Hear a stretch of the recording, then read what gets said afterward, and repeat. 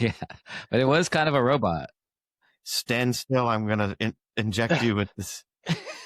Yeah. That was hilarious. Don't go in there. Always going in there. Don't go in there. I mean, well, you're going in there. You'll never find out. You just found out.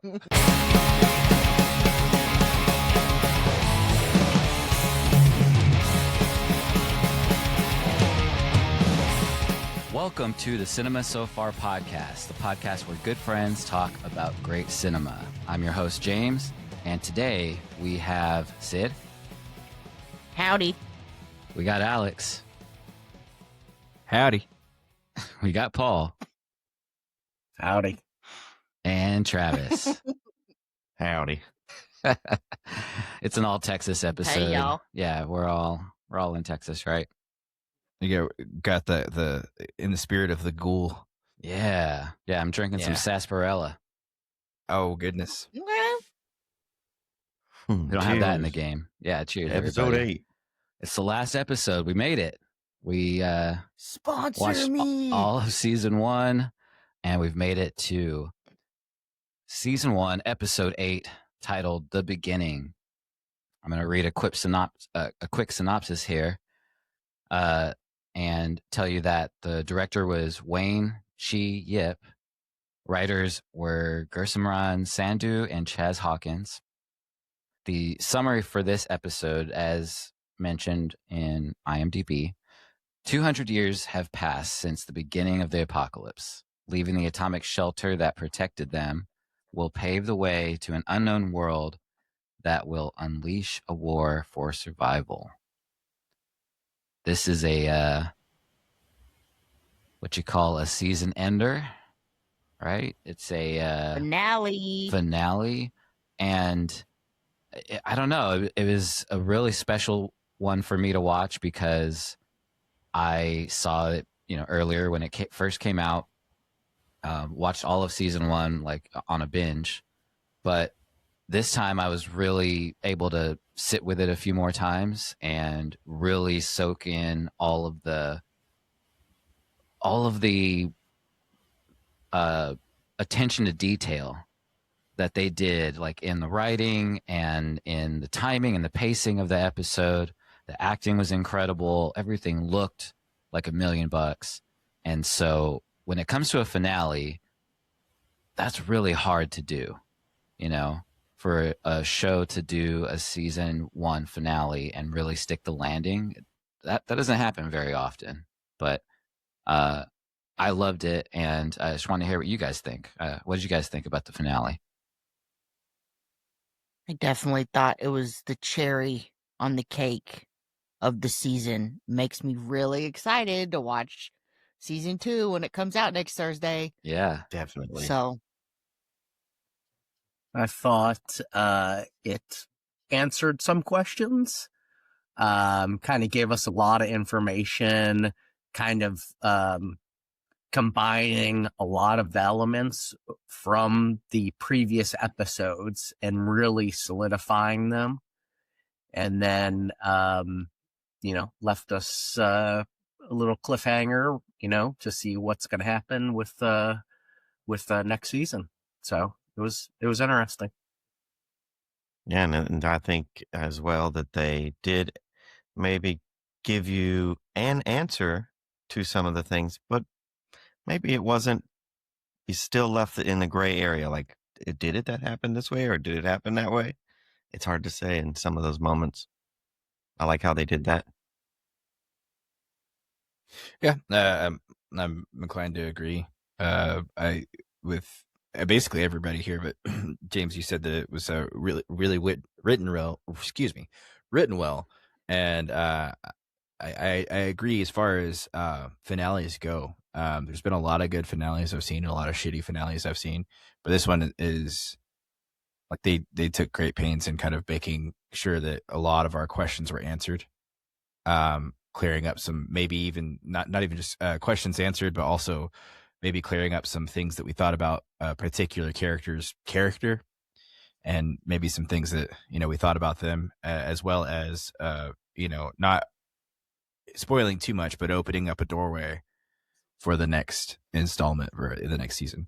So it was a yeah, I can't think of a finale I've seen that's been that good in a long time, at least.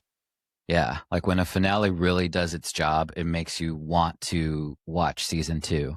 So I feel like you guys are kind of lucky here. Like, we had to wait for this for a while, but you guys are able to watch the finale and then go straight into season 2 next week. So peanut butter and jealous about that. But We're all on the same page now, though. We're all Yeah. going to get to watch it together. Yes. yeah, Alex Yeah. can't spoil it for us now. He's already got the director's cut, and he's already watched it. Yeah, He's got the Season 2 is great. scripts. I already got it. Yeah. Well, you mentioned questions, Alex, and I think that's something you've talked about a few times, Paul, throughout the season. I'm really curious. What were some of those questions that you guys had first going into the episode? Let's just say that first. Like, what were you really hoping to find out? I mean, I'm still looking for, why, how does one become a ghoul? How is it that Coop was alive for 200 plus years? I'm kind of interested in some of the simpler questions, I think, of just how do you get from this place to this place? But, again, I think the overall arching of the story really gave us insight into, why has this happened, and why are there different factions, kind of, and kind of the explanation to that. Yeah. Yeah, the way they Right. exposed the information about the vaults and how they laid that out for you, and tied like how the vaults began. It wasn't totally what I thought, but I did like the reveal of what it was, and based on capitalism and factions. Was really interested to see how it played out with Lucy's dad. In the very first episode, I had an inkling that this guy's probably up to no good. Nice. So, right. Yeah. You called it. Check one for Sid. Up to no good is exactly right. And yeah, I think going into sorry, Alex, did you have some questions that can you remember when you were first watching it and going through this finale? Like, did you have some questions going in? Yeah, I mean, my major question was kind of like, because we just kind of realized that Moldaver not only existed in the present time, but also existed back in 2077, and then so that was already a question that we had, and not only did it answer. Well, I don't think it answered that. I think that's still a question. Yeah, that's still a question for me. So that's still a question I have. And it's probably something similar to the other people. But yeah, just the fact that we find out that just like how is there people that are still around from back then? Aside from the Ghoul, like there is an answer to that. Like, and without spoiling it, there's an answer for that in the game. But if we wanted to watch through and kind of see what how the show deals with that, but yeah, that, and then kind of I mean, just trying to, I guess the major questions were like, what was going on in Vault 31? What is up with Lucy's dad? Why does Moldaver, really want Lucy's dad? Also, what was in, what's his name? The doctor's, his head. Yeah. Right. Do you think questions we've had this whole time, that I was afraid that, they were going to lean into the next season without answering. Cause unfortunately a lot of TV shows do that, but they did a good job of like, we're going to answer these core questions that we started with, and then we're going to give you a couple of extra questions that we're going to lean into the next season with. So, but yeah, that was mainly it, my questions. And to add to all of those are great questions, because I found myself asking all of those. And I think some of the other ones that just maybe were specific to, Cooper to the Ghoul transition, right? Like, how does Cooper go from being a top Hollywood actor to doing the the birthday parties. They answered that. You know, how does he go from being the spokesperson for Vault-Tec to be the Ghoul, you know, essentially? And they haven't got all of that story told, but they definitely still told up until the bombs dropped. They gave you a damn good reason for why, you know. Yeah. And there's still a lot to go there, and I feel like that's going to be even more information dropped in season 2. But you know, it really answered a lot of those questions, like you guys said, and left more on the table, which is what you want in a good finale, right? Especially if you're planning on or hoping to have another season, which I don't know if you guys heard, but they just greenlit season 3. Wow. Okay. Season 2's not even out yet, and they've already greenlit season 3. Yeah. It's a good show. But yeah, to that, just one last thing on that topic of like just being, you know, talking about finales. You know, it's a good finale when they wrote it like they may not get a season 2, you know? So it's like, we're going to wrap all your, we're going to give you some more questions, but those are not questions that you had initially. Those are questions that you now have because of the ending, but it kind of wrapped up everything kind of in a way. Whenever they do that, it's like they're leaving open questions for the fans to debate forever, you know? Yeah. But they're not trying to answer them. And yeah, it's always really cool when a season wraps up in like a neat little bow like that. Yeah. Where it feels like you have closure, even if there are lingering questions. Yeah, because if they never greenlit that for a second season, I think I would have been satisfied, you know, as much as I could be with what we did get, you know? I don't know if you guys agree with that or not. Yeah, I think so. Okay.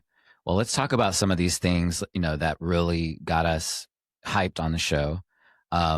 Before we start with like a general recap, because it does switch back and forth in the editing a lot. So we're, you know, instead of following just a very specific scene to scene recap, we're just going to do more of like an overall summary of the show. But what did you guys have as like, before we start that, what did you guys have as like a top moment that, you know, something that you just really loved about this episode? Was there like a specific thing that comes to mind? Can I go first? Mm-hmm. Okay. My goodness. Like, I'm sorry, but I've been wanting to talk about this. It's exciting for me. But yeah, no, specifically the scene that did it for me was when Cooper was listening in. Oh yeah. And I could go through the whole scene real quick if you guys want to, or if we wait until we get to it. But that was the one that did it for me, because I just think there was a double meaning by something that she had said. And there was also just Walton Goggins acting in that response, like exactly how you think, you know, a husband finding this out about someone he deeply cares about would react. Well, You know? well, I'd say just go ahead and go into it now. But does anyone have anything to add there? Because we don't have to go in order or anything. And when Cooper met Lucy's dad and he was asking him for his autograph, I was freaking out. Yeah. And his ears were ringing and he was like just losing his mind, and this was happening. So this guy was asking him for his autograph. It was such a pile on like of like anxiousness and awesome. And then when Cooper, you know, when the Ghoul came back in the end, he said, "Hey, Mister Henry, you want an autograph, Little Henry, or something like that?" I was like, "Damn, dude, like, let's go." Like another autograph. Yeah. Would you like another autograph, Little Henry? The animosity the Ghoul had towards Lucy, like that chip on his shoulder, makes more sense now. Yeah. She's McLean. I had the, you know, attitude that the Ghoul was just such a badass, and we didn't really understand what his purpose was, but that he was just so ready to, you know, cut anybody down, just, you know, can take out a crowd of people in no time, like knows how to fight, is just a general badass. And then you see kind of why, you know, he's searching for something too. So all their missions kind of just are cohesive now at this point. They all come together. Convergence. Yeah, a good converging point. I only have one qualm with that scene. Is just the whatever they used to make him look younger was not very good. It was a new AI model or whatever it was like all warpy. And I think they tried to do the layering like, oh, well, that's because Cooper's like, kind of, it's from Cooper's vision. It wasn't that great. Yeah, because They the could have rest done of better on that. the rest of the scene wasn't in that vision that was all No. blurry like that. Like it looked was just like all warbly on his face. It looked like glamour shots. Like, you guys Yeah. remember that? It was like very like soft focused. Yeah. Yeah, no, now that you're bringing it up, I didn't really have a quarrel with it, but now that you're bringing it up, I kind of see that. But I thought for the most part, I don't know, maybe it's just because I'm like used to Twin Peaks. I'm like, oh, it's it's Twin Peaks, like but maybe not. Okay. But that is funny that you mentioned that because that is like the only scene that's blurry like that. But you mentioned the scene, which I think is like a pivotal one. Let's go ahead and just start there, Alex. What were you saying about that conversation, or what Cooper was going through as he was, listening on that device? I think this was the biggest like unfold right there, just to like what happened at the beginning. Mm-hmm. Yeah, well, I think it was, and it truly is a heartbreaking spectacle. I think, if you could put yourself in that position, and just how much faith and kind of hope he had for his wife and his daughter and everything.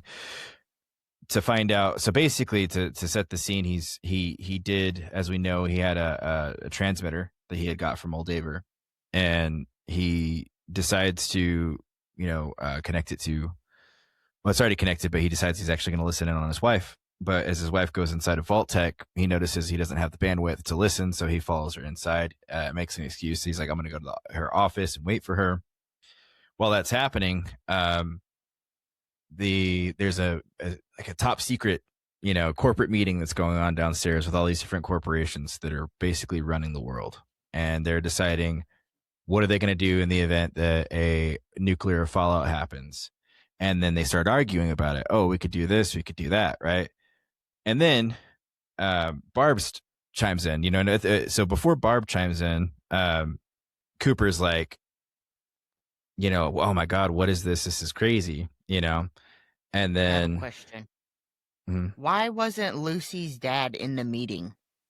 That's a great question. I think they're going to answer that in season 2, to be honest. Well, okay. He's a new assistant. Yeah. He's a new assistant. So.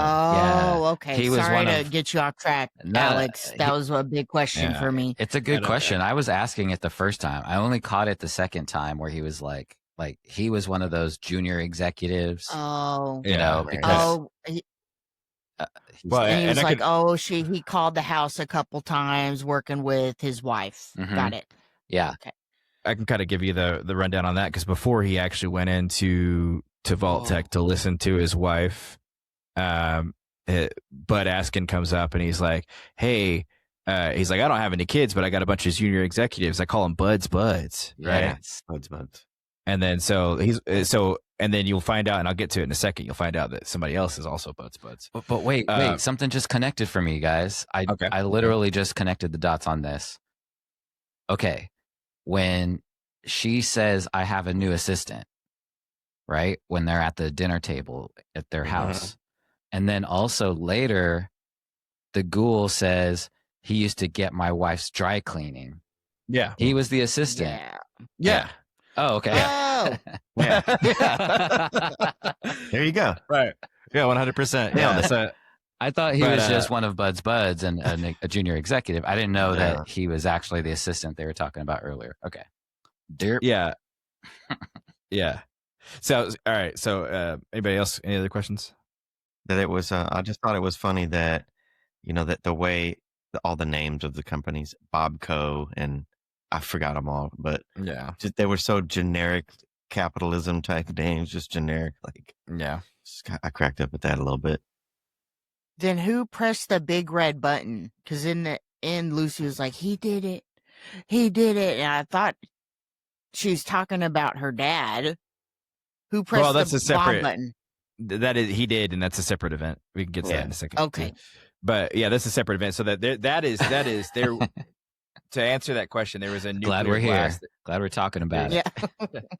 There was a nuclear blast that happened way after the Great War. This, because like obviously Lucy was not alive during the Great War, so this was like way like almost 200 years later. So, But what had happened was Sid basically those all those bombs dropped whenever he was galloping away from the birthday party. That was the first one. Yep. 200 years later, there's a city that is found Shady out. Sands. Yes, Shady Sands. Okay. Is like they are starting to flourish on the surface, and then he goes and bombs them. So Yeah. her Got dad. it. Yeah. And that's Because where I where was people- confused. I was confused because his body was like frozen for 200 years or something, right? Yep. See, I'm glad you caught that. Yeah. I think that was a hard thing. Even though there was Yeah. cryogenics, like unless you kind of like put the buds things together, a lot of people. I mean, even me, to be honest with you, I didn't get that on the first try. And after I was like, oh, yeah. This is the So- good vault. Remember, 31 was Right. the good vault. Right. To answer those questions, yeah. So like, well, sorry. Let me get back to that. Yeah. So he's listening in on the secret corporate meeting at the bottom right, and then he's hearing all this horrible shit. His wife chimes in. And he's like, tell him, Barb. He's thinking that she's going to put them in their place. And we got to do something that's good and it's going to benefit everybody. But she comes up with the idea that, oh, not only are we going to do this, but we're going to make each of these, if you guys invest, we're going to go ahead and make each of these an experiment that you guys can run however you want to. And they're like, okay, yeah, but how are we going to do this? Like, we're just waiting for the bomb to drop. She's like, we drop it ourselves. So when he when he hears her say,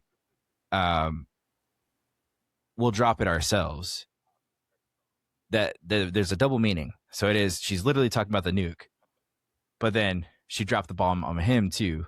And then if you look at the cinematography there, how it happened, his eyes widen, he's despondent, and he just hears this great the ringing in his ringing. ears, Yeah. like a bomb just went off.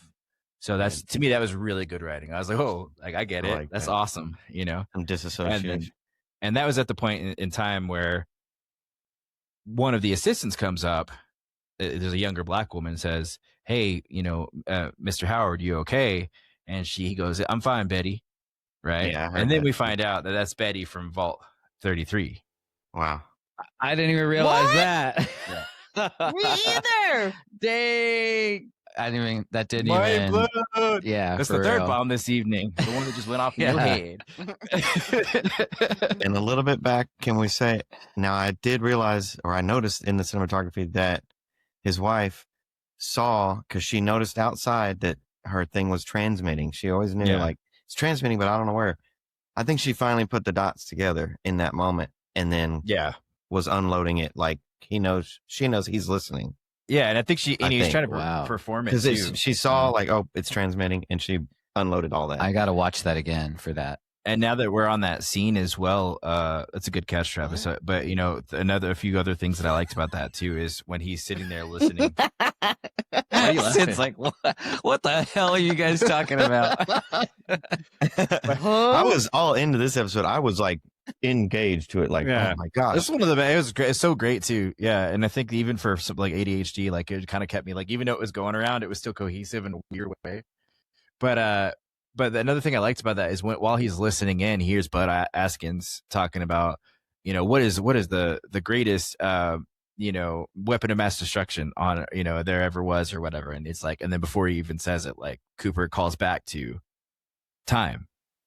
He says time, and it's like, and then which is, I thought was a good callback. It was cohesive in that way, but also and I think I pretty much almost said everything I wanted to say about that scene. There's a couple more things, but Easter egg point. You hear this, I think 2 or 3 times in the episode. The term "war never changes," and that's basically like the thesis statement of the games. Every single one of those games has that quote in there, one way or the other. So that was a direct like callback to the video games. But yeah, other than that, yeah, I just think that scene was, you find out it's Betty, and then immediately after that he says, Henry, but Hank is short for Henry. You find out it's Hank, Mhm. but just you gotta, there's not a lot of actors who can act with almost just their face. You know what I mean? And I think Walton Goggins did a really good job of that. Like, I think maybe one of the other people I could think of that's really good at like acting with, like, you could just put him in a square is like, you know, Tom Hardy or something, right? Like he's very emotive.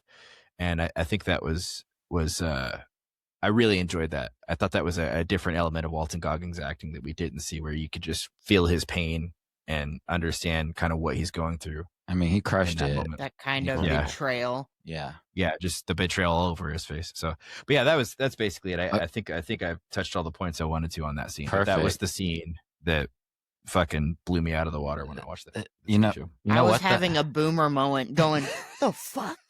What the fuck is happening? Shout out to all the boomers watching. I was gonna say, Sid, it's actually just more fun just to answer your questions. We just go back and forth of like, here's what happened. Like, do you have any more? Bonus, separate.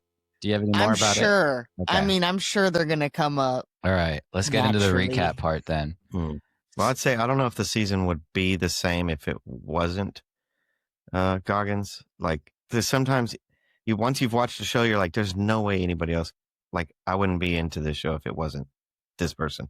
And Ella's doing amazing work. Like, she's great actress lead on this, but I don't know. He's definitely bringing the star quality to this. Like, he's carrying it. I would say everybody They make feels it. so like perfect for the role, if that makes sense. You know? Yeah. Yeah, but I think the Cooper Howard / the Ghoul is the hook. Because if you were to take, and I'm not trying to be shitty towards Ella or the man who plays Maximus, and I should know his name by this point, but I think you could take both of them out and it'd just be the Ghoul. And I think you could, you know, so like to me, it's like the Ghoul is the hook. We're talking about Aaron Moten. Aaron Moten. Sorry, Aaron. I apologize. Or I don't even know if I'm saying the last name right, but yeah, I agree, guys. And you know what? I'm just thinking about it. I could be wrong, but would you say that this is like Walton Goggins' first lead role?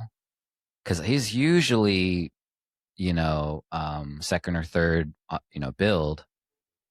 I'm not that familiar with his repertoire. Yeah. But I mean, I'm sure from now on, for generations to come, people are gonna know him as the Ghoul. Yeah. You know, I'm a huge fan now. I was all searching for Ghoul shirts last night, wanting to wear one for the next season. Awesome. Okay. He was Unjustified, so Yeah, I think that I'm was, inclined that to was agree. several years old. I can't. I mean, there's might be some sort of indie film that I've never seen. I definitely want to do a deeper dive into his filmography now, because I've always enjoyed him. I remember him back in the being in stuff in like the early 2000s, late 90s, I think. But he's always played like a secondary role. Yeah. Have you seen The Shield? It's been a while. Mm-mm. It's such a sick cop show. It's like an LA, you know, they're LA cops and they're dirty cops, and his character is like something else. But Yeah, and it's like there's not really comedy, you know. He was just doing like drama. that was like one of the first shows that FX ever did, right? I think so. Yeah, I think that started the network. Which makes sense because you know, like then Justified, he was on that shortly after, I think. But yeah, I mean, as far as everything I've seen him in, I think he's always been some sort of secondary or not like a supporting actor. Yeah, but now he's like a co-lead and not a supporting actor. I think he takes this cake. I think this is a, you know, and honestly, obviously, it's done something really good for him because he's in every fucking commercial now. He's even the Grinch on the Walmart commercials. I didn't know that. Yeah, and then you know he says he got the Goggins goggles. Definitely seen If those. it ain't Goggins, it's not on your noggin. Yeah, and then If it ain't Goggins, it's not on some he's been on catchy slogan. Saturday Night Live as well. So yeah, I mean he's definitely he's getting up there. I think this is gonna be the one that rockets him up to maybe even potentially we could start seeing him do some bigger budget films where he is the lead, which I wouldn't mind. I think he's a great actor. I think he's been slept on. I didn't even think about him in Hateful Eight. I was like, oh, duh. Hateful Eight, White Lotus, like we talked about before, Righteous Gemstones, Vice Principals. Uncle Baby Billy. That was a co-lead, Yeah. actually. Vice Principal's a When co-lead. I was looking Yeah. for these shirts, man, there was some funny one-liners on like "Go outside, nerd!" Like when he's like flipping them off. It's like I have to watch it. Another thing I appreciate about Walton Goggins is, being a Southerner, right? Which, like, because Texas is in the unique position of being where the West ends and the South begins, right? So, but wanting to, That was beautiful. wanting to make sure that his representation as a Southerner is that we're not ignorant or we're not all racist, we're not all this and that, and I appreciate that he took that stand to be like, well, if I'm gonna represent people from the South, I'm gonna be intelligent, I'm gonna be funny, I'm gonna be cool. So that was it. Yeah. And the writing was definitely helped. I think like it was just, he always had the sharpest thing to say, Yeah. as he Y'all blows know people where- away. It reminds me of was it Devil's Rejects, where he said the next thing that comes out of your mouth better be some brilliant Mark Twain shit, boy. That's every time I hear him say something, I'm like, that's some brilliant Mark Twain shit. I'm pulling to Jamie. I have to look where he's from. Okay. Alabama. Uh-huh. All right, let's get into the recap. So Recap. it starts with Maximus being exposed literally and ideologically. He gets taken to, the Brotherhood, which I think is posted up in Philly. I believe that's where they're kind of camped out now. Sir. And, he walks in with this head and has to deliver it, really hoping that, they're going to believe that it's the right head, but they have some kind of device. It's like, nope, that ain't right. Wrong head, buddy. And he's about to get killed, it seems like, until, what is it, Dane? Yeah, his friend Dane steps in and says, hey, I was lying before, he didn't actually do that to my leg. And for some reason, the leader of the Brotherhood, he's basically like, all right, we're going to spare Maximus. To clarify, the way you kind of made it sound there was like, Dane never accused Maximus of that. It was the people just assumed it. Okay, so Dane really saves Maximus here by saying, like, hey, it wasn't him, it was me. I'm the one that did that to myself, and got Maximus out of it. He was about to get executed right there in front of the whole group of the Brotherhood right there. And Well, that's where I thought I wasn't sure if it was true or not, or was Dane just saying that. That's where I was like, well, it's hard to say. okay. I was wondering the same thing. He said he was scared to go into the wastelands Yeah. or whatever. Yep. So Dane had clarified. But yeah, I think he was more or less saying like, trying to clear his name there, and then did afterwards, like when they were on their way out, clarify, I didn't want to go out, like Paul said, because of the wastelands, which I was gonna point out. That's kind of earlier on when we were saying like what we liked about the episode, like when I was talking about like clearing character flaws, right? And in that same conversation, Maximus had told him that he was, he met somebody and he was going to go find them and rescue them. So that was another, to me, point of like, not only did we vindicate Maximus on the fact that he did not put the razor blades in the boots, but he's also found somebody and it's changed his life, so his whole perspective, his focus is no longer on being a knight or the Brotherhood of Steel. He found a purpose there. So Yeah. I thought that was really good writing to kind of circle it back to that and give him kind of more of a deeper purpose than just wanting to be a brother. Yeah. I mean, to your point, I didn't think he was a dickhead or anything. I thought personally, I didn't like the character at first, but as the season went on, I found myself liking him more and more.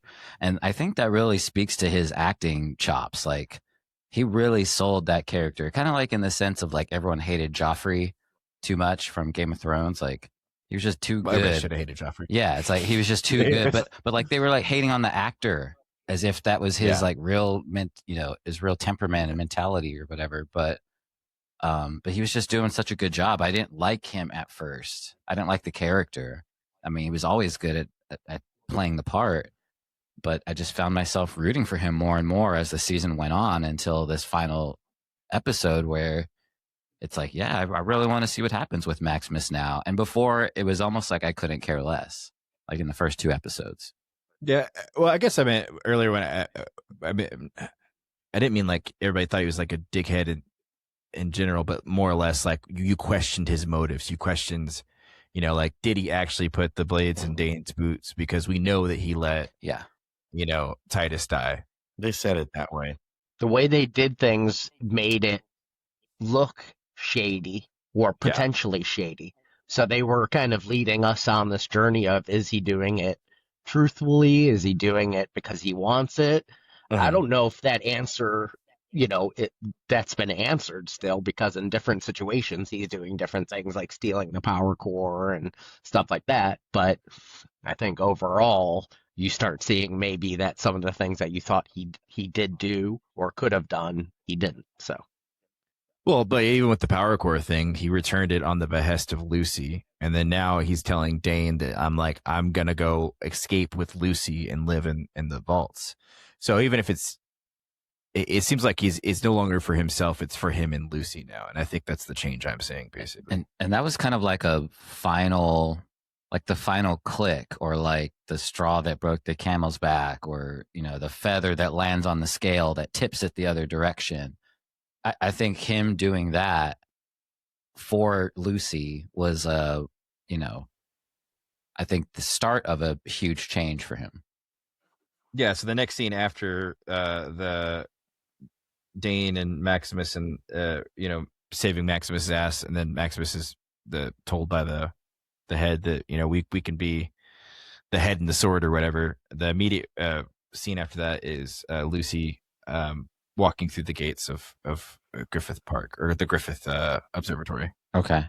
So she made it to her destination. Yeah. With the head. Yeah. So looking like a G walking through the gates. Yeah. And I thought she looked different there. Honestly, there was something really different. I don't know if it was.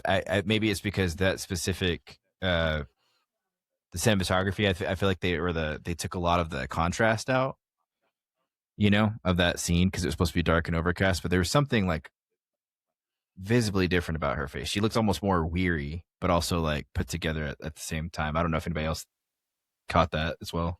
Yeah, she seems. It was not a hair out of place. Yeah. Right. She's a great hairstylist, over there at the observatory. But but she was like, I think, what I saw was she is a different person, in the sense of like she's a completely like reborn badass now that she's gone through the wasteland and has achieved her goal. And she just, she has this look on her face like she's just, I don't know, like the determination, it hasn't gone away, and she's even to the point where she's going to still be her with Moldaver. Like she's not going to blow the place up like she's threatened that she could have done. And she's like, you know what, it's going to take every ounce of strength right now, but I'm going to do this the way that I set out to do it in the beginning. Yeah, she has a lot more resolve, but with she kind of stands with like more of a defined purpose, I think, would be kind of what's going on with her. And then simultaneously, while that's happening, we also see Cooper walking through the wasteland towards the same destination, which I thought was a cool parallel, because you see him, they're both kind of like, the yin and yang are meeting, And so what did you guys think about that scene? Like, did you think that is the end of Lucy's worldview? Is she a different person? Is it just like an adapting point for her? I definitely think she's evolved into her character. I liked when they were revealing more about her mom and the mom's curiosity and kind of where some of her personality comes from, to that inherent curiosity and like, why is this happening? So definitely think she's different. I think she definitely this still has that bright thought process, but it's becoming more realistic and more being able to deal with the wasteland, etc. Yeah. It's kind of pragmatic. Especially in the face of like what she learns when she gets there. I mean, for her to find all that stuff out about her dad, to find all that stuff out about her mom, who Moldaver actually is, because she has to have conflicted feelings there. Like, wait a minute, you killed a lot of my friends, but you're actually doing it to save the world. It's like that whole like peacemaker thing. Like I want to have peace, and I don't care how many people I kill to get it. You know,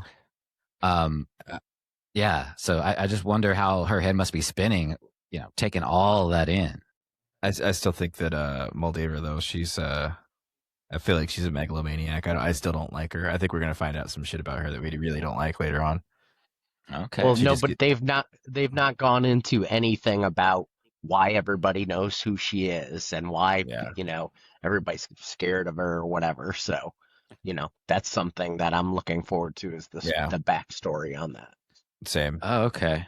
I mean, Well, it seems. Go ahead, Travis. Well, it seems so far that they've kind of inferred that she was probably a part of this original group that was in 31. What I'm thinking is from 31, because there was, I don't know how many pods that were open already, because they have had multiple people wake up. But see, all these people in the pods are pre-selected, the buds, right? To get to move from 31 to 33. Wow. And the problem with that, though, is that she was fired from Vault-Tec. So she wouldn't have been in the management. But here's the thing. I don't know. That feels like an actual viable option. Like, because think about it, Alex, like just because because that happened doesn't mean like in the final moments, maybe she still has access because she used to work there. She came up with this technology that they're using. She could have been, on the board in name only and, decides to take advantage of it once the bombs start going off. Who knows? But that feels like a very viable theory, Travis. I mean, theoretically, but I think given the evidence, I would say it has something to do with more of the cold fusion research that she did. Yeah, but how does cold fusion preserve her for 200 years? I've been wondering that. Like, how are they going to explain that? And Travis, I think, just gave me the first actual possibility there. Not that it's right, but it could be. It seems I couldn't come up with anything. I'm just saying, maybe she has like a cold fusion powered cryogenics lab or something. Because there were all these, like I said earlier, what I thought maybe all the vaults might be connected. Well, they're not. They're all over the country and they're scattered in multiple places. It was just that this batch of them, 31, 2, and 3, is a 3-pod system. And owned by one of the corporations, right? Who, the other corporations, they were talking about the different experiments that they wanted to do in theirs, and that's what true. 4 is. Yeah, 4 was another. She could be from 4, and maybe that's why.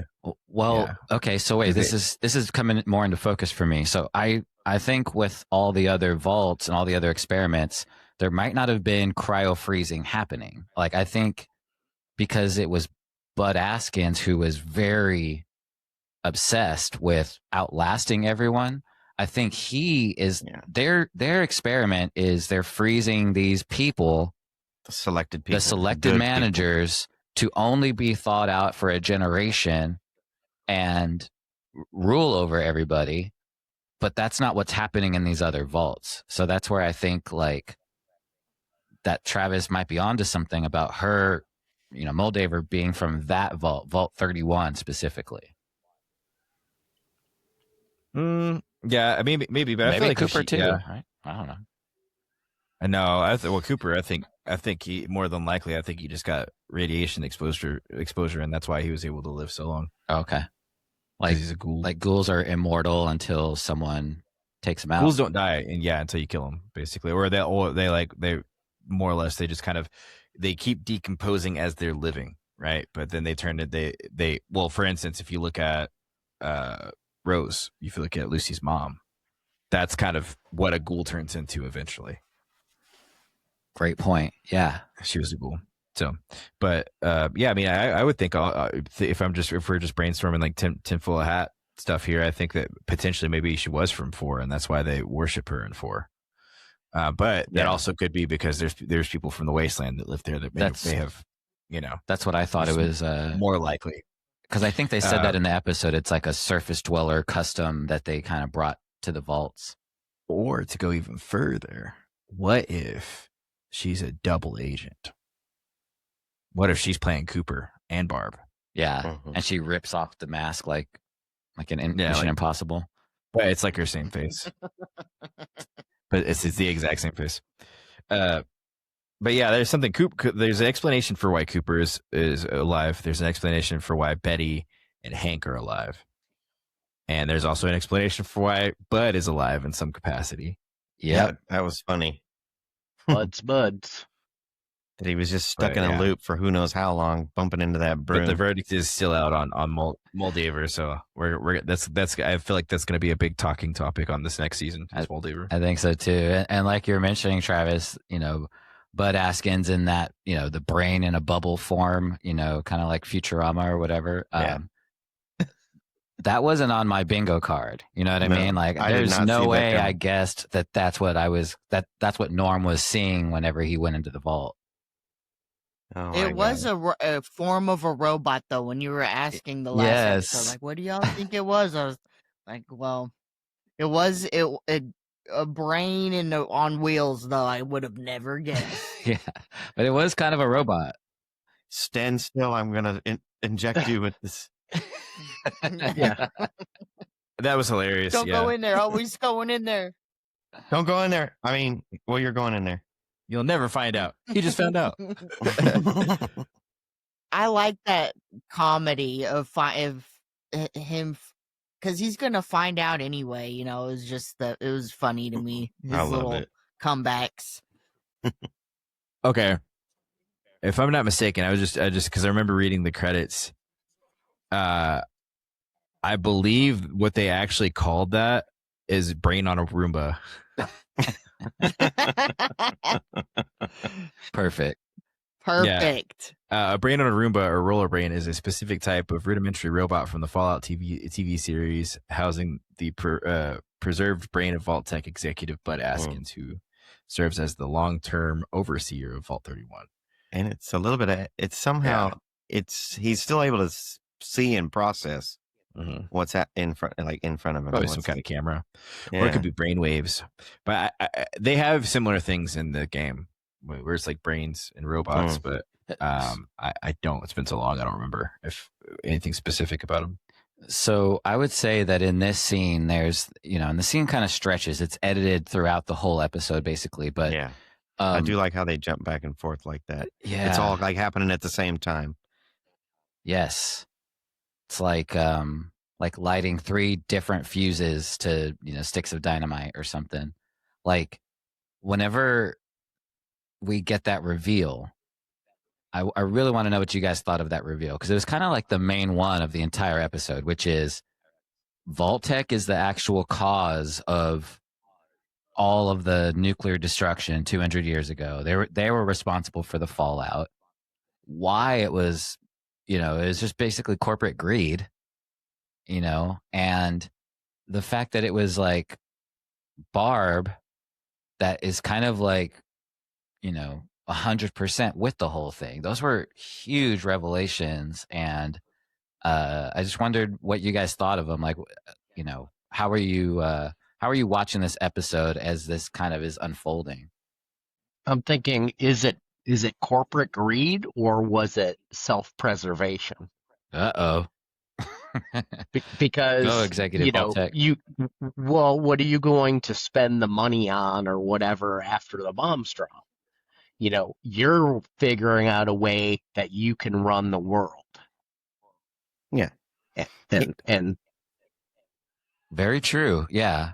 I mean, I guess that's what they were selling to the other people in the group, but Well, But Bud's ideology was to preserve these select humans that had been deemed worthy of leading and controlling humanity of his selected list, and that you had to be that you were positive and good, and that we could offspring from this lineage that he's this selection that he's created, It's you know. utopian. yeah, it's like you got to make an omelet. You know, you're gonna break some eggs, kind of deal. Like, oh, we're just gonna nuke the entire world, but it's for a good cause. Mhm. It's kind of like Thanos. You know, It is, yeah. I mean, Bud Askins, Thanos, they're kind of the same, right? Totally the same. But it's But- all about the management. It's Yeah, all yeah. about the management. Yeah. But did that surprise you guys? Did you see it coming? When did you Definitely. see it coming? I didn't see it coming. I As was a matter like of fact- Tom DeLonge's boomer, like the whole time. Like, what the fuck is going on? What the hell's happening? So thank God. Yeah, I didn't. I need to have a intro call before we get on because I'm like, what the hell is happening? You got to go watch it again after this episode. Yeah. Yes. Yeah, I don't. I didn't think so. Or rather, sorry, I didn't assume that was not on my bingo card. I didn't assume Bud Askins was going to be part of it at all because he seemed like such a squishy person. I figured he was going to get taken out, you know, at some point in time. It was pissed me off that he was still alive because I can't fucking stand him, to be honest with you. But my actual reaction when it came up and it was it was this brain on a robot and it's like I was just like, really, come on, man. Even though it's Fallout, I'm like, this is fucking ridiculous. And then it kind of grew on me. I thought it was stupid as hell when I first saw it, but So you think he froze? He was cryogenically frozen and like lived. But when did he become the brain on the robot? You know, that's now my question. It's like, okay, yeah, well, he chose himself to be the leader of this. let's see real quick. So, Well, I That mean, might be some- that might be spoilers because I don't think it hasn't been mentioned in the right. episode. So, But but I'm trying to see because I know there was something similar. I don't. well, I'm sure there's theories and stuff, but they definitely didn't show that on the episode, right? So, No. okay, but what do you guys think about this last one where it was basically, and this one took a little bit for me to Yeah, he kind of wasn't in the get, games. but that whole reclamation thing was a lie. That was just what management was telling everybody, even though they already discovered that, civilization restarted without them. Well, I don't think that the reclamation thing was such a lie as much as it was like they wanted on their terms. So, because if you notice that Bud had spoken to Norm and was like, "Oh, well, we're gonna lock you up until Reclamation Day," and then Bud's like, "That could be like another 100 years," and he's like, "Well, that's why you need to go in your dad's pod." Could be. I mean, it could be a lie, but Well, I think I'm just referring to them lying about, Vault 33 being the one that's going to reclaim the Earth. Like it's already happened, but Hank blew it up, Right, but I think exactly. I see what you're saying, but I was going to say to that point, I think that the reason why Hank blew it up and the reason that the three vaults are so against it was not necessarily that Rose left. It was that because Shady Sands was happening despite them and wasn't happening on their terms. Yeah, Because right. they found themselves as like the arbiter of the new world. Like they are the Adam and Eve that's going to create the new world, and anybody else tries to get in their way, they're going to just destroy them. Yeah. If I can't have you, no one can. Yeah, I mean, that pretty was much. pretty creepy. I don't know if that's a moment. It's funny, like, okay, Norm walked in there and like totally forgot, like, oh, there's like, how do you even, this robot has control of this door? Like, it's going to lock me in here. Like, how do you even, so then obviously, boom, closes the door and he's in there and like, yeah, now you might as well, if you want to serve, there's not a lot of food in here except occasional bug. Yeah. Large bug.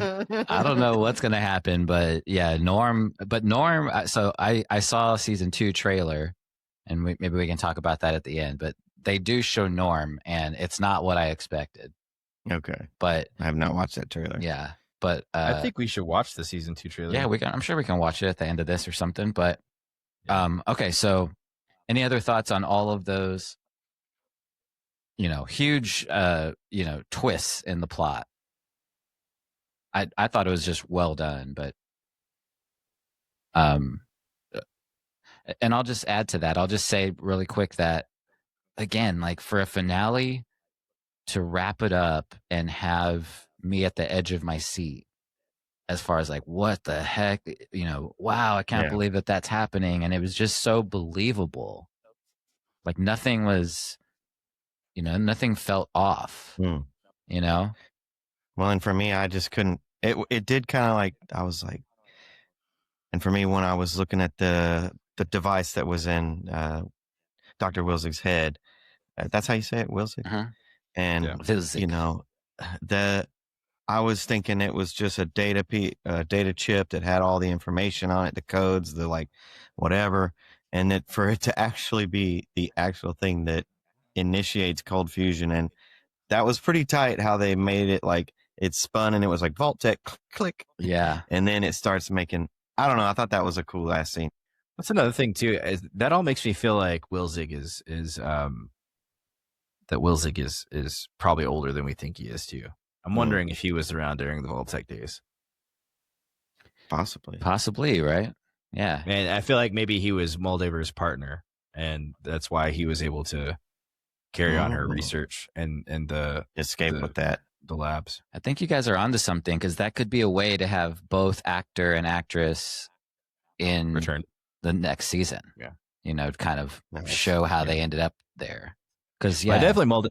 Well, and that's another thing too, is they didn't go. If you notice, there's still a lot between from what the last thing we saw Cooper do which was listen in on the office to the point where the bombs drop, the Great War happens, and the bombs drop, right? Because they mentioned alimony, so we still got to see him get divorced. We got to see how Moldaver plays into that, and so we're definitely going to be seeing her, probably a lot of her in this next season. Oh man, that's really cool. Because I had no idea, and you guys are really, I think you're onto something, man. Really smart. Well, and was it at the end where the Ghoul is still? He's like, "Where's my family?" So we still don't even know where his wife is. Like, wife or daughter, right? Wife or daughter. And I think we pretty much, unless somebody else has something to say, I think we pretty much covered everything up into the end. I can't think of anything, well, I have a couple. I have a couple of notes. I got Travis. Yeah. Oh, just going back to the Brotherhood, we really didn't cover that scene very much. I mean, we did a little bit, but about on, Knight Titus quote. What is it? So, okay, there's the part. Not only. So I got two parts from that, but one is when they're in the Brotherhood and he goes back with the head, right? The way that unfolded with the lead, the guy who is either, I don't know if he is the leader, but he wants to be the leader. I don't remember his name, but the way that he came around to Maximus, like, and being like, oh, now you and I can take over the Brotherhood and build it how we see fit. Like how they shifted that was pretty good writing on that. It was kind of like a Darth Sidious, Anakin Skywalker kind of moment. It did, yeah. He was over his left shoulder talking to him. Something. Brotherhood of Steel. Very devil on your shoulder kind of vibe. And I think that now it's almost like there's going to be another faction, right? Like there's the original Brotherhood, and then whatever he's trying to do there, maybe it's going to spin off. Maybe he's trying to just kind of take over the whole Brotherhood altogether. But that's very valid. Well, it seems like the Brotherhood isn't what it was at one time, or what they wanted it to be, so it's down in strength, power, or whatever. He's saying, if we can get this, me and you, we're going to start it all over. We're going to have all the ultimate power. Because you don't earn power, you take it. Correct. And Maximus is a guy who takes it. And that's exactly what happens at the end of the episode, the last scene. They have fusion, cold fusion power now. They have all of that electricity at their disposal. They have that entire city that's still there, right? That's what happens. And as Dane is holding up Maximus's arm, he killed Moldaver. Yeah, Dane realizes, like, oh, this is the chance. Like, now it's exactly what he was describing in that first scene. You know, Well, it's kind of funny because he almost didn't. It's almost like he really didn't want it. You know, right? But it at clicked. that point. He was resistant at first. Like I didn't do it. It wasn't. Oh, let me be quiet. Yeah. Okay.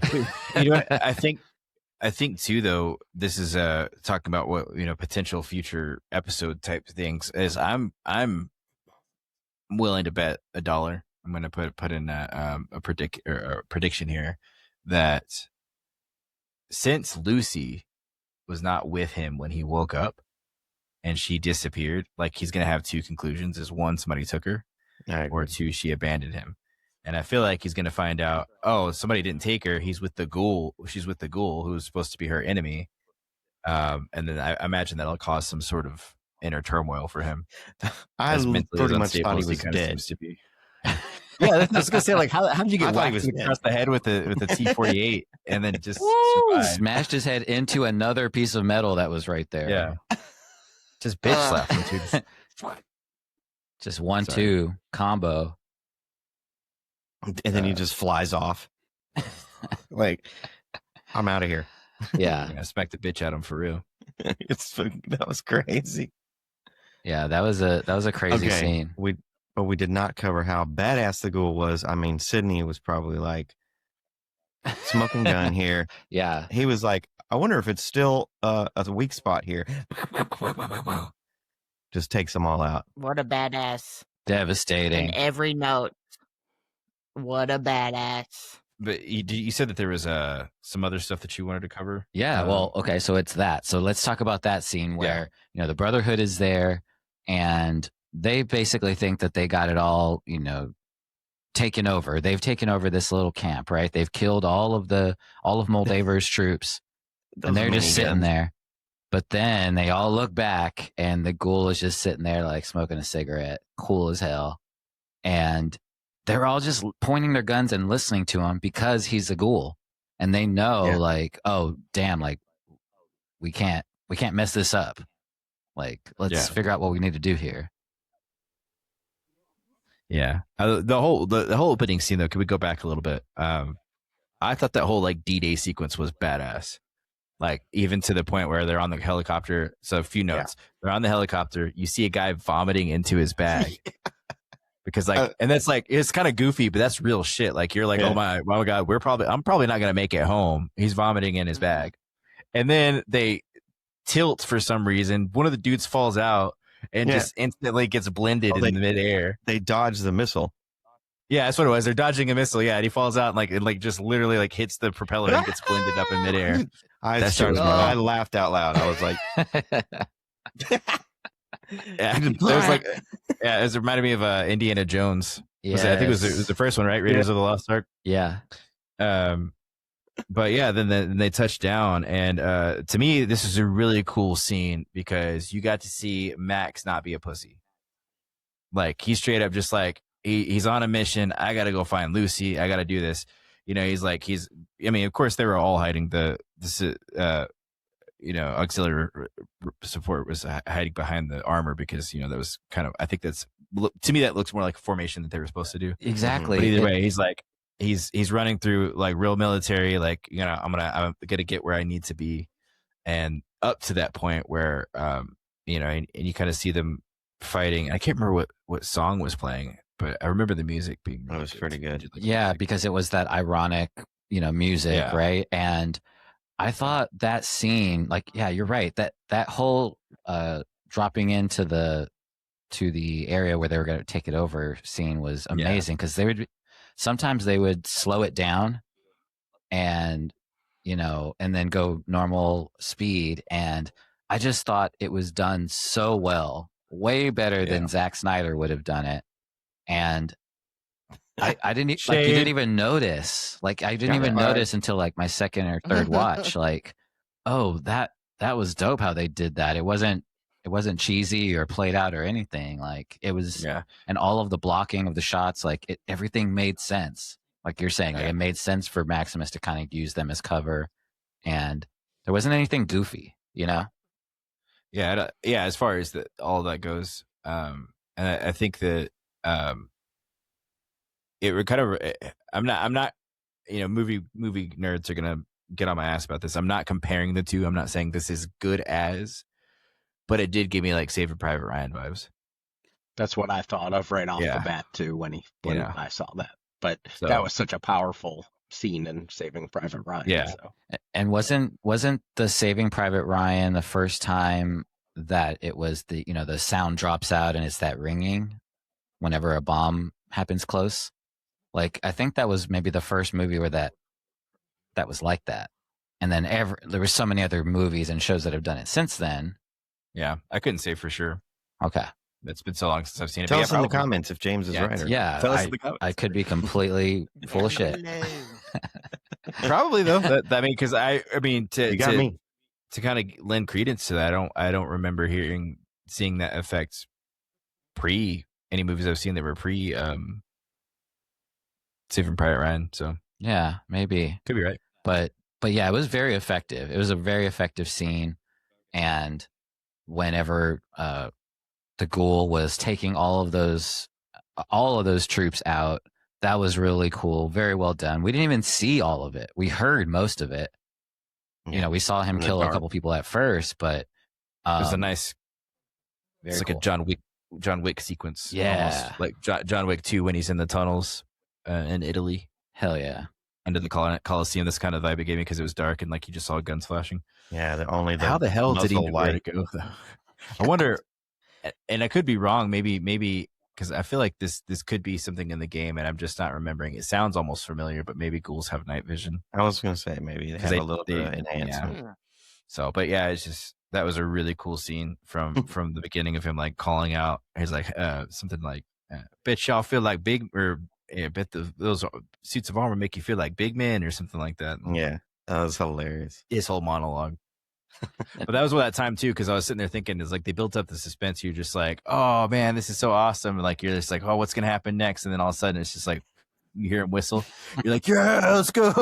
Yeah, yeah. There wasn't a dull moment. Like literally everything was good, including. Or did you have anything else to say on that, Travis? Well, I just remembered another funny part with Moldaver about like, okay, as the Brotherhood's arriving. Guard, block the doors. Guard, don't let anybody in. There's just a big ass opening in the wall that anybody could just come in. Like, block the doors. Don't let them in. Well, I don't know if you've ever been to LA.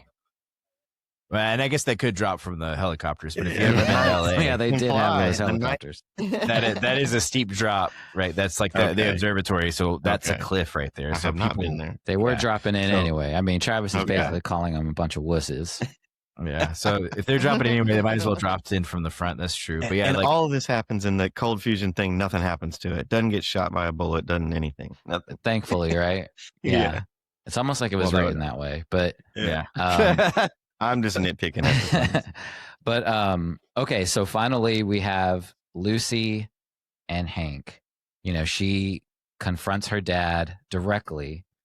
And she has tears in her eyes. I mean, that was like a really powerful scene, very well acted, I thought, between both of those actors. That was good face acting too. Yeah. Coming to grips with that reality that she's hearing. Yeah, because all through the trip, she kept saying things like, my dad would hate it if I did this bad thing, or, I got to do this for my dad. And she had all of that trust and love in him. And man, to find out that he destroyed a whole city, killed all those people just because he was pissed at his wife. That's crazy. Yeah. Did that click for you when did it click for you that was his wife at the table? I started to think it was really in the beginning of the scene, but I wasn't sure. I think it. Oh, go ahead, Alex. I'm sorry. No, honestly, I was. It caught me off guard. I usually have a good intuition about these kinds of things. I'm pretty good at like calling out plots and things, just because I watch so much TV and play so many video games. Like I'm watching Yellowstone with my wife, and I'm just like, this is about to happen, and then when I say exactly, it happens, right? But as far as this goes, it did catch me off guard because the way that Moldaver is. They've kind of played her off as this kind of like mysterious, witchy kind of, culty woman. They got people like praying to her and things like that. So,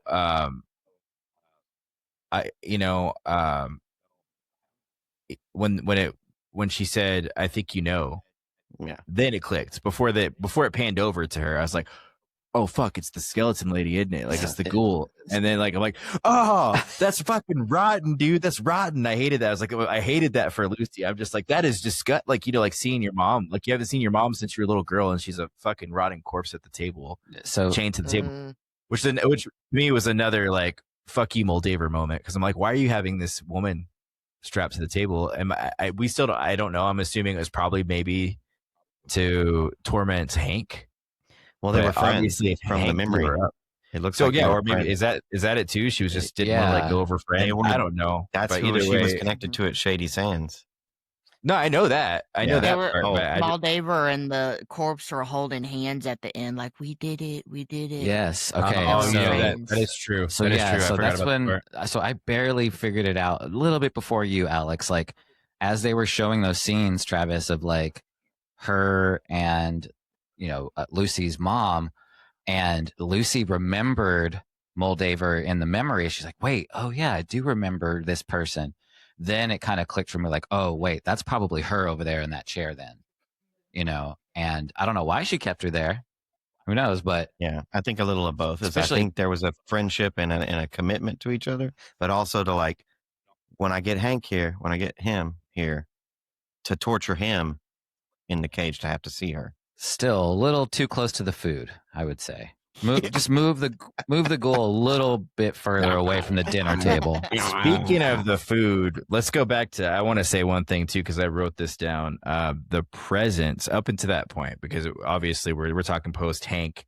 Lucy finds out that her mom was blown up, that's her mom, and so on and so forth. But I want to talk for a second, because we talked about Lucy walking into the gates of the observatory and kind of like her presence. But what about when she goes up to her and then she's straight up, she's like, I thought about killing you so many different ways. I tried to shove a grenade in this guy's head, Neck but, hole. but we're going to do this. We're going to do this, more or less. She says, we're going to do it my way. We're going to do it with some class and some, cordiality or whatever. Right. The way of the vault. The way. Yeah. And then she like puts puts the head on her food. I love that. So it's like, it's kind of like, I love that kind of thing about Lucy, where she gets those points where she's like really badass, but she's still like doing her like golden rule thing, but she does something at the end of it just to kind of make it like, she's not playing around. For instance, like, the Super Duper Mart episode where she says the golden rule, motherfucker. Like, and that's the only time she's really ever kind of cussed, I think, that I can think of, maybe once or twice in that whole series, but it's just that it's like putting an exclamation point on her. She's like, oh, like I'm being sweet and nice and stuff, but here's, take me seriously, So, and then what I liked also was the way Moldaver looked at her. Like you could tell Moldaver was just like, oh, she means business. Like almost an admiration. You know what I mean? So, but anyway, that was, I just wanted to point that out. Okay. Yeah, and then the next part, the next scene I think is interesting. There was, when the ghoul comes in to, right? Is that where we're going to go? Mm-hmm. We've talked about every scene so far. Yeah, but the ghoul coming in and at the end to just, kind of like line out, like, okay, well, I'm going to follow your father. Like that's where I'm going next, and you come, and I the moment. It kind of like dropped this to golly, Lucy. It just dropped to Lucy for a moment, and she just goes, "Okie dokie." I was thinking of Sid. It's like, yes, but she said it. Lucy also she kills the corpse. Mm-hmm. Her mom. Yeah, that was a good angle, a good scene. Yeah, and thinking when they heard the trigger pull, the ghoul was like, "Oh, she could kill me right now," but she killed sacrificed her mom. Yeah, man. Yeah, ended her suffering. I guess. What about when Hank is still in the cage and he's saying, I did what was necessary to save our people. Moldaver did the same. Did what she thought was the best thing too. It kind of goes back to everybody has an idea of how to save the world. They all just differ. They're all just different. Yeah. Well, that's kind of what I was talking to you about. Like, the video game, and I think this movie's kind of gone or sorry, the TV show's kind of elaborated on this a bit too. But it's just that, the two extremes, right? You have communism, you have corporatism, right? And both of those are opposing forces. Like they're both kind of the same, but like on opposite ends. And there's a lot of that throughout the games too. It's kind of like people just can't live. Everybody's got a kind of I know best mentality. Well, they say everyone is equally afraid and everybody is equally miserable. Yeah, that was a good quote. And what would you consider Bud's view on it? Like, because his view it's very selected, but I think he's just so focused on it. It's like he's not seeing the outside. It's like a fake democracy. They elect overseers, but they've already been chosen. It's like there's that. Is that communism? Is that? Well, no, I think that's just a comment. It's like social commentary on like how the leaders are already decided. Whoever's the president is just the puppet that, is in front of the cameras and stuff. But there's really a group of people that are sitting in some smoky room somewhere making the actual decisions, right? And a cabal. Yeah, like a cabal. Mm-hmm. And so there's that. But also, I think it's also speaking to kind of like the billionaire mentality right now, which is, I'm going to use all of my funds to live as long as possible, to hang on to this as long as possible. Ironically, this being cast on Amazon, which is owned by Jeff Bezos, who is one of those billionaires. He's never seen it. I mean, are we kidding? He ruined Rings of Power. But he did save The Expanse, which is a great show. I hope you guys to watch one day.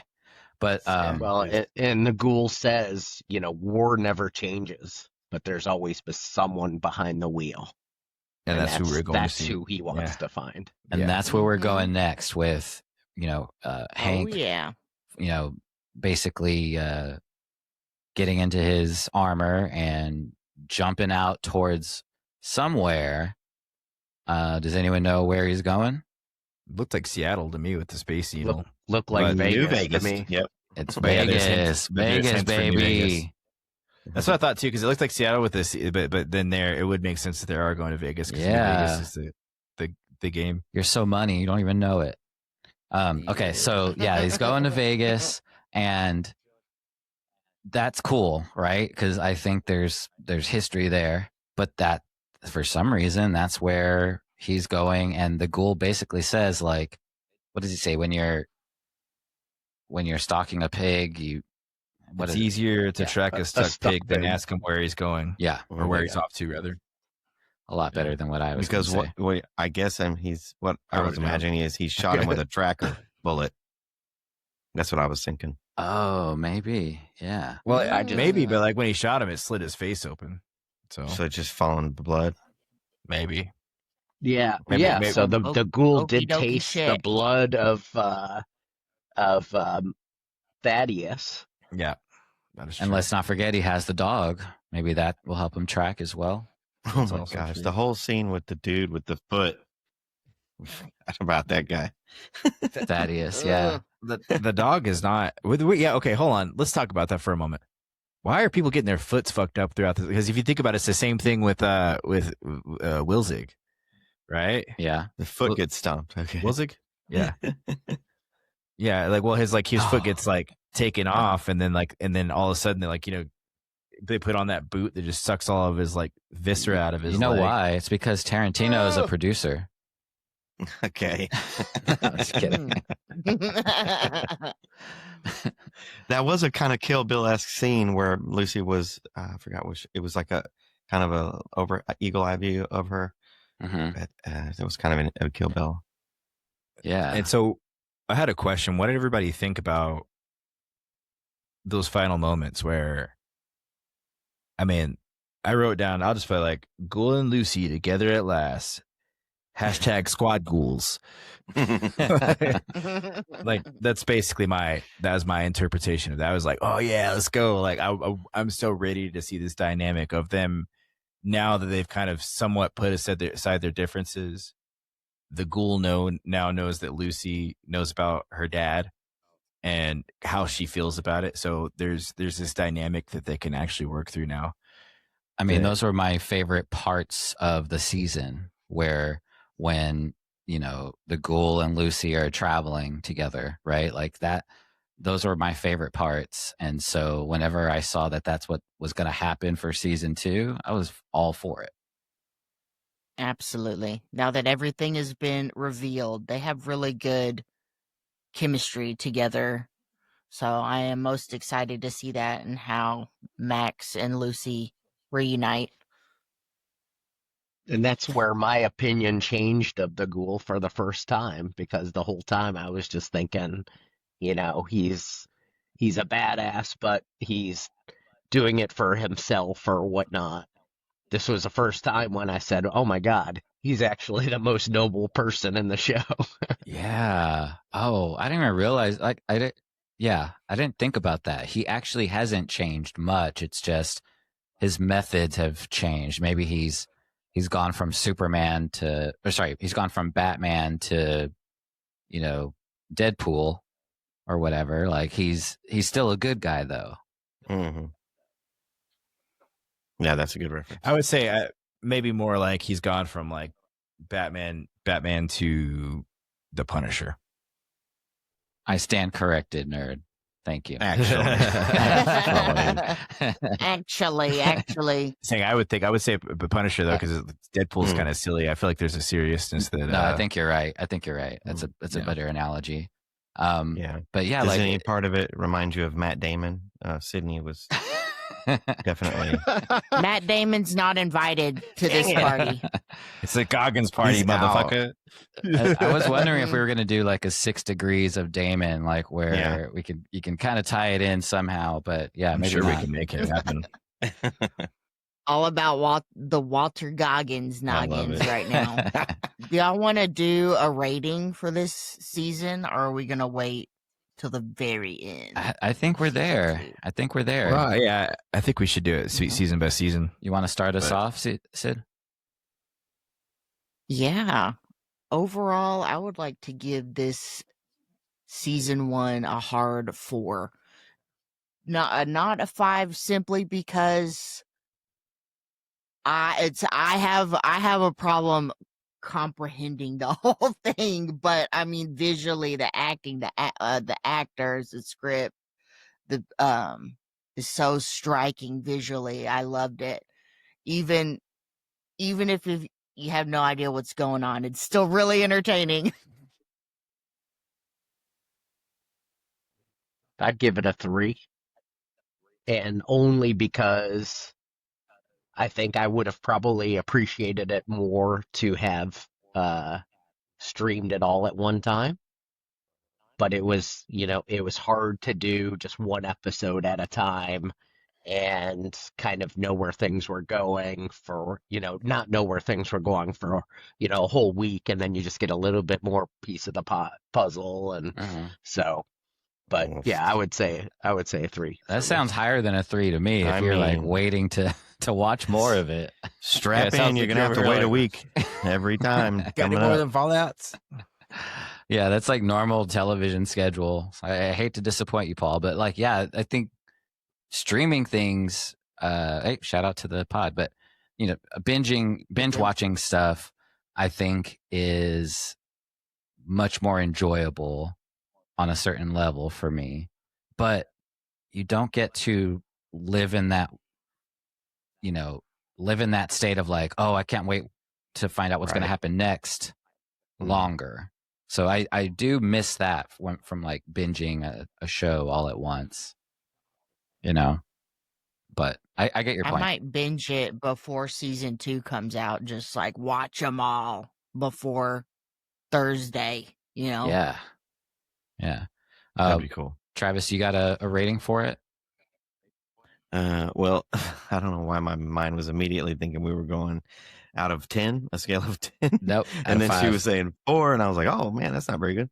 But 5 stars. We're giving it stars here. Yeah. We're giving it stars. So the average is a little different in my mind than that. So I guess it's a 4. Yeah. I mean, I don't think, well, I guess I could say that I don't think anything really makes it less than a 5. So maybe it is a 5 because I really do like it. So, okay. I don't know how it could unfold. And I guess, well, like Game of Thrones or whatever, the other ones, you get to 6, 7, or 8, maybe your mind changes. But okay, season 1, pretty good. Season 2s are usually pretty good. So we're at least in for that. And like you said, hopefully a season 3, and we'll see how then it pans out. Yeah. What about you, Alex? Well, I mean, I'm gonna say I'm not like a huge TV watcher in the first place. Not like I used to be, especially like serialized TV. And I'm so kind of fatigued by it all. Like I'm not even really interested in watching this last season of Stranger Things. Too many years passed between them. I'm just so the reason I'm saying all this is because it's gonna kind of affect how I judge how I'm gonna rate this. But I don't think there has been a TV show that I've been like, oh my god, this whole thing from beginning to end is great, that I've seen since maybe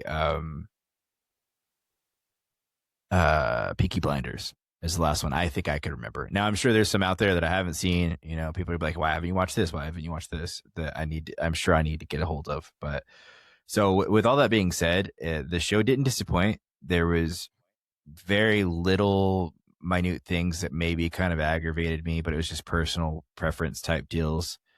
I loved every episode of it. It got better. I'm really interested in seeing the next season. So for me, and since relatively, since I don't really watch a lot of TV shows, I'd give it a 5 out of 5.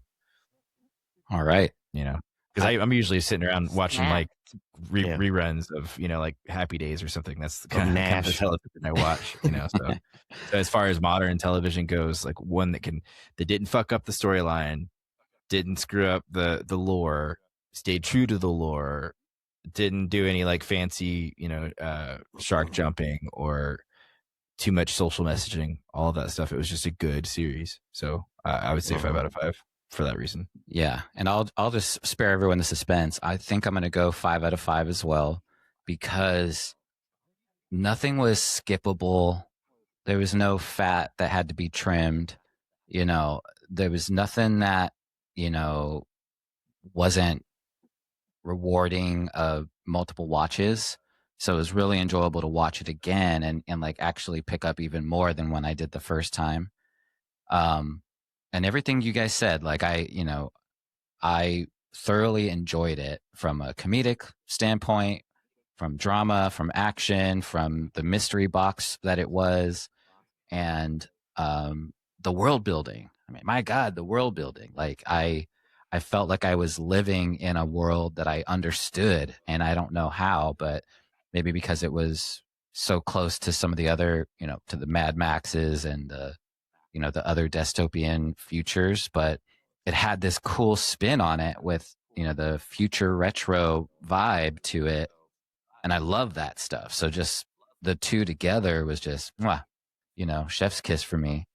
So yeah, I'm going to go 5 out of 5 because they just didn't disappoint. Whereas, the same writers and directors, or creators, I should say, Jonathan Nolan and Kim Joy. Oh my gosh, I got to remember their names. But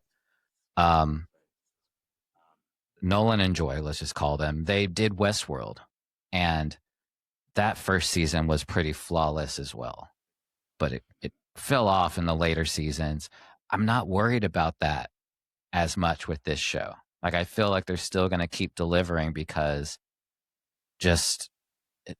I don't know, everything was so good this season. It just really gives me blind faith that they're going to crush it in season 2. Yeah, we'll see. It might even be better than season 1. Who knows, right? But I am so excited for to watch it next Thursday.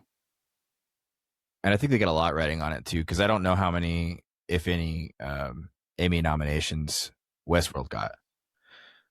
But this show has gotten 17 Emmy nominations. So I'm sitting here thinking, I'm like, they can't screw that up. They got to keep going and getting those Emmys. So I am also excited to see what's happening, and we will find out here pretty soon, actually. All right. Well, thank you guys.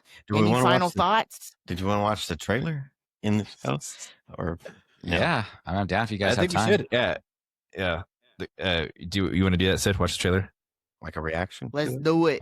Yeah, we can't react to the Yule log burning for 2 hours, but we can react to this. Say you can't call back to that because I never mentioned that live on air. Alex thought there was a Christmas special. No, it's just a fireplace for 2 hours. Well, I initially thought it was the fireplace because it was called the Gulag, but then I heard people talking about it, saying that there was like Easter eggs in it. So I'm like, wait, is this actually like it's just a fun? They're calling it the Gulag, like a Yule. But yeah, no, I was fucking Well, baited. He's going to put it on for Christmas Day, and it's just going to roll in the background. I'll do a review on it. Yeah, review it. Exactly. Throw it on Letterboxd. Okay, so we're gonna watch this trailer for season 2, and this is the official trailer. I think the first one. Now they did a teaser first, and then they did the trailer. I haven't seen this yet. Okay, All right. let's check it out. So I've seen a lot of things. Many a day have to fall. Crazy things. Unnatural things. In the game. But good people? No. That girl I met. All in the wonderful game. I would be a good person too if I grew up in some cozy little impenetrable home. I would have to steal and stab and fib all the goddamn time just to get by.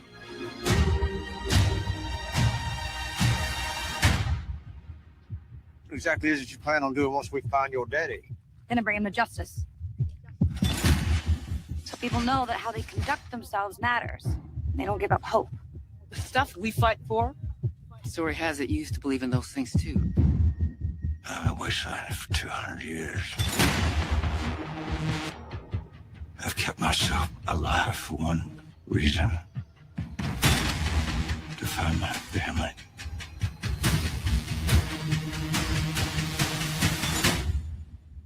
Well then, you're gonna need friends.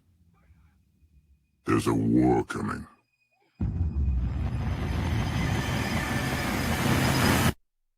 Soon he'll be there at your side.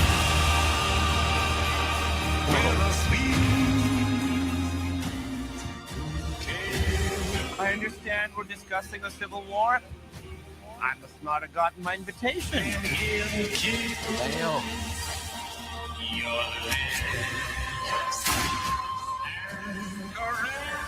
We're actually beginning to get along.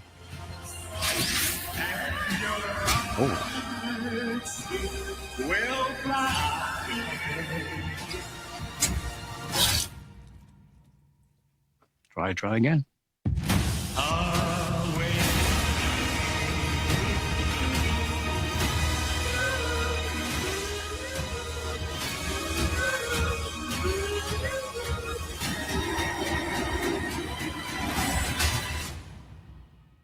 It's a death clause.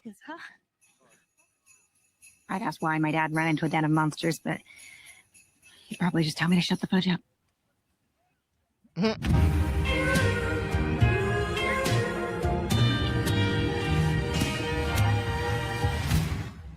Yes, Hey. that was sick. Yeah. So right Wow. off the bat, I'm All right. excited. They got the Kings. That's that. Oh, there's so much New Vegas going on on that. It's gonna be so fun. I'm looking forward to all the Easter eggs and such. But yeah, Death Claws. Remember I mentioned that? Yeah, so that's what he's fighting at the end of there, right? In Yeah. the suit. It looks like it. I'm pretty sure it was a little bit blurry, but kind of wish they would have not put that in the preview. But I'm excited nonetheless. Hey, I want to get you to watch. Yeah, that's Some really cool. Christmas bells in the end there. That was interesting. I guess because it's like coming out during Christmas time. I you know, guess so, yeah. Gulag, bro. maybe. Gulag. Gulag. Gulag forever. So Kumail Nanjiani is in it. It looks like Macaulay Culkin. I spotted. I didn't see Macaulay Culkin. I don't know the actor's name, but I love the voice of Prismo. He does Prismo on Adventure Time. Like that actor. Oh wait, you heard his voice? Oh, Uh-huh. Macaulay Culkin. Yes. Cool. What? No, Macaulay Culkin doesn't do Prismo. I'll Hold on. figure it out. I'll let you Like, know. what? Jamie. No. Yeah, for real. Time to edit, Jamie. No, yeah, there was so those new faces and Justin Theroux looked like he was in there. That's cool. Love Justin Oh, Theroux. and Sid, you were talking about Kumail. That's the one that James had mentioned. He's the one. Oh, that does the okay. voice for Kumail Kumail. Nanjiani. Yes. Okay. He does the Thank voice. you. Okay. Macaulay Culkin is Home Alone. True. I know who Macaulay Culkin is. Party Monster is one of my favorite movies Oh yeah, ever. Party Monster. Dang. Never seen it. Oh, wow.